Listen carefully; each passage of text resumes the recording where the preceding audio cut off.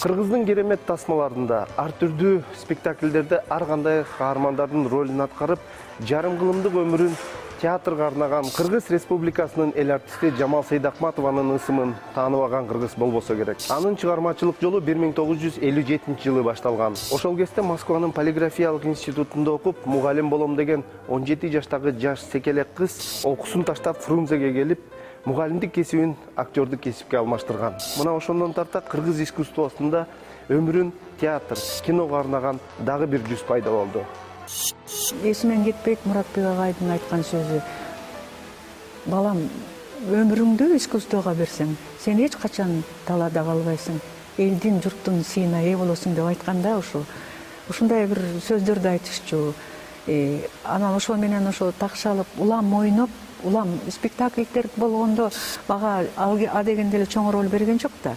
Майда чүйдө кирип чыкты, көпчүлүккө катышкан сахналарда ошолорго жакшы катышканга аракет кылчумун. Эч качан жок деп айтчу эмесмин. Эч качан мен бир тойго бармак элем, туулган күнгө бармак элем, апам атамдын тою болуп атты эле ошого бир суранган жан эмесмин. Мен аларды экинчи планга койчумун да, биринчи планга театрды койчумун. Анан ошентип жүрүп эми мен такыр айткым келбейт да, тиги аябай жакшы мыкты ойнодум, мыкты ойнодум деп. Ал эми көрүүчүлөр, азыркы көрүүчүлөрдүн көбү билбейт көп ролдорумду. Кинодогу ролдорумду билет. Мен чоң ойногон классикалык чыгарма Шекспирден да ойнодум. Өзүбүздүн мыкты классик жазуучулары, драматургдарыбыз Касымалы Жантөсовдун Курманбегинде ойнодум.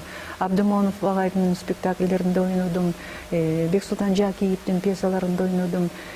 Жали Садыковдун Манастын улуу Семетейде, Канекейде мен биринчи болуп ойнодум да. Дайыма алдыга умтулуп, издөөнүн жолунан кетпедим. Бир да алайгырга чыксам да, эң бийик чокуга жетпедим. Умтулсам жүрөгүм жарылып, кулаймын кум менен агылып. Жетпесем жетпесмин, а бирок өтөрмүн чокуну сагынып демекчи, каарманыбыз үчүн ишенимдүү ролдорду аткарып, элдин сый урматына татып, СССРдин эл артистин наамын алуу оңойго турган жок. Анын артында талыкпаган эмгек, күжүрмөн аракет бар эле. Көрүнүктүү артист болсом, эл мени тааныса, анан ушундай бир жакшы даражага жетсем деп. Ал оңой менен келбей турган нерсе эмес. Элдин көрүүчүнүн сүйүүсүнө оңой менен ээ боло албайсың. Бул акырындык менен, ошо сенин жашаган эмгегиңе жараша келе турган нерсе да. Анан кийин кээ бирөөлөр ошо келип алып эле анан кийин 1-2 жылдан, 5 жылдан кийин жок, мени басып атышат. Туура эмес. Аны кетип калышат. Чыдаш керек. Бул кесипте сен эч качан бир техника менен ойнойм, жеңил желп эле ха деп күлүп, каткырып, ыйлап койсом жок болбойт. Мунун баары бояк жүрөк менен иштеле турган нерсе. Анан терең акыл менен ойлоно турган нерсе. Сен ойногон ролдорун канчалык кайгылуу болсо, канчалык татаал болсо, сен жан дүйнөң ошол кайгыны сезе билиш керек. Сен бүткүл денең менен, жүрүп аткан каның менен ошону сезип, билип туруп анан кийин сен мисалы балаңа ыйлап, балам деп кычкырып аткан болсоң, балам деп койсоң чыкпайт да.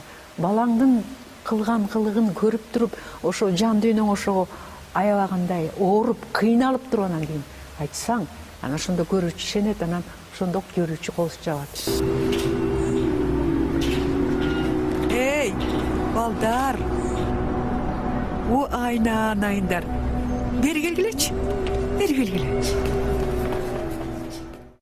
Дорунбек Садырбаев тартып аткан фильмде Акбаранын көз жашында мен Гүлүмкан деген ажаан тажаал аялды ойногом. Күйөөсүн тиги ким ойногондо биздин Байдебетов. Ал Оштон келди, жаш менден жаш артист эле, мен эл артисти болуп калгам.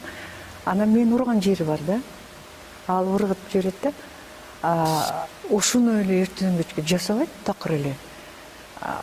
Уялат экен да менден, кантип болом деп. Анан кийин Доронбек ары жакка барып бирдемдеп сүйлөп атат, бир 2 саат сүйлөйт окшойт анан кийин. Анда деле болбойт, анан мен урбайсыңбы? Кандай небесиң, кечип отурабыз сен күйүнүп. Бирок мен алып туруп, мындай ыргыт эле ар жакта малчынын корособучу мындай көң деп коет го, ошонун баары үйлүп турган экен. Ошого барып, желке менен бир тийдим да. Бала баққандан басқа не жазығым бар менің, не? Сүйі дастаны деген Доронбектің фильмі болып еді, Раматылық Таттүйінің қызы түшті да. Қызды дағы енесіне оқшап кетші де, барыз жақшы көршіміз. Анан теге Тоғанбай Абдиев, Раймалы теге қыздың ролында болды, анан кейін өкөн өрттеген жері. Тақыр елі албайды, біле албайды. Анан Тұрсын деген еже бар әлі, Чоқыбаева деген академ театрды іштеген, біз өкөбізді алып келдіңіз, сілеген көндіріп беріледі. Не деп көндіріңіз? Анан кейін апасын айттық, айла жоқ. Анан білесің қандай артыс келе. Сенем жаман киноға түсіп қалсаң. Таттүйінің қызы бұл білесің, тарихта қалады.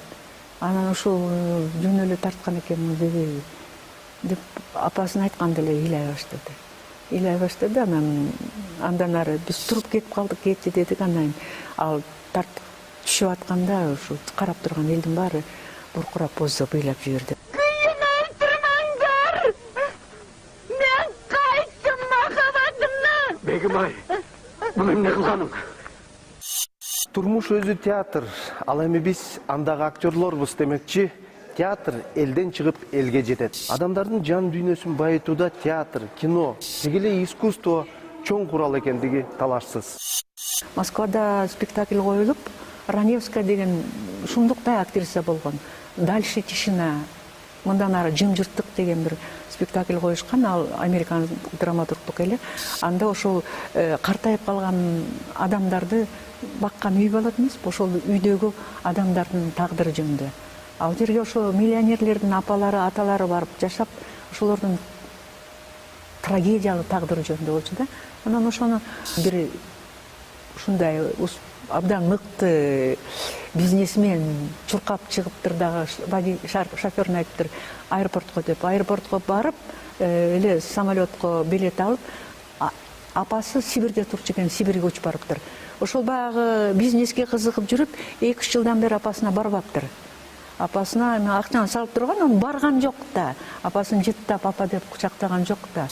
Ошол спектакль таасир бериптир тигинин жүрөгүнө ушунчалык да. Адамдын жан дүйнөсүн ойготконго, адамды боорукер кылганга, бир адилет болгонго, чынчыл болгонго театрдан, адабияттан мыкты курал жок. Биз ушуну унутуп жатабыз да.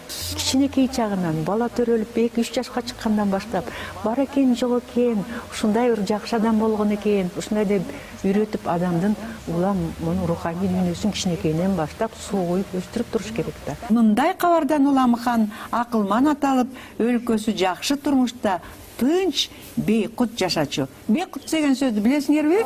Бейкут деген тынчтыкта, урушпай, элдер бири-бири менен дос болуп, балдар дагы урушпай, бири-бирин жакшы көрүп, ынтымакта жашаганды бейкут деп коет. Кыргызстан эгемендүүлүк алган жылдардан тарта элдин руханий дүйнөсүн байытуучу идеологияга муктаж болуп келет. Каарманыбыз Жамал Сейдакматованын айтымында, ошол идеологиянын негизги куралы бул театр, кино, искусство. Демек, идеологияны пропагандалоодо искусство чоң роль ойнойт. Идеологияны алып жүрчү ушул театр, сахна, искусство, жакшы чыгармалар, симфонический музыкалар, салттык музыкалар, адабият окубай калды. Илгери биз отуруп алып, ырларды окучу элек, сонун эл журт жөнүндө, жаратылыш жөнүндө. Анан эми ошонун баары калып кетсе, анан кийин кайда барабыз? Анда эмне тиги бирибиз менен иче кап этип учурашабызбы? Ошону азыр кеч боло электе адамдар баарыбыз ойлонушубуз керек да. Муну журт, коом ойлонуш керек. Айылдагы айыл аксакалдары, искусствода иштеген адамдар, ар бир адамдар мен жакшы, сен жаман, сен ойлоносуң деп көрүнгөндөн көрбөй, ар ким өзүнүн ордун таап, өзүнүн колунан келишинче ушул тарапта элдин рухий дүйнөсүн тазалаш үчүн, элдин жан дүйнөсүн тазалаш үчүн аракет кылышыбыз керек. Курсак деген бат эле тоет, ал болгону 12 сантиметр экен. Ага көп нерсенин деле кереги жок. Көп нерсени көбөй куя берсең ооруп каласың.